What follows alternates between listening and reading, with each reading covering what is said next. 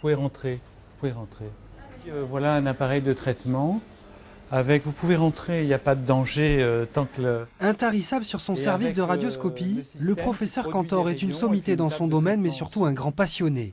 En quelques décennies, il a vu de près une des évolutions majeures de la lutte contre le cancer, la modernisation du matériel. Ça permet de bien cibler les rayons et surtout d'en mettre beaucoup moins ailleurs, dans le reste du corps ou en dehors de la tumeur à traiter.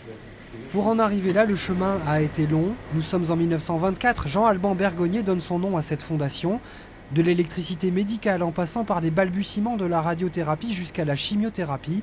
En presque un siècle, l'Institut est devenu une référence mondiale.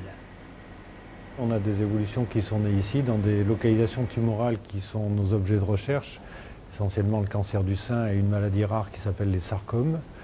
Mais nous développons les nouvelles thérapeutiques que l'on appelle ciblées, qui sont adaptées à une anomalie génétique. Comme bien souvent, un anniversaire se fête en famille. Aujourd'hui, même les salariés à la retraite ont tenu à être présents pour se souvenir des années passées auprès des patients.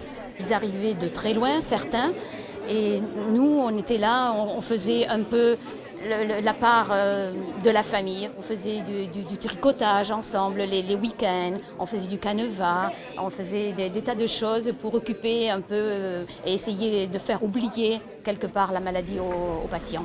Ici, un nouveau bâtiment va voir le jour pour accueillir d'autres blocs opératoires et s'adapter aux traitements de demain, comme la chirurgie ambulatoire.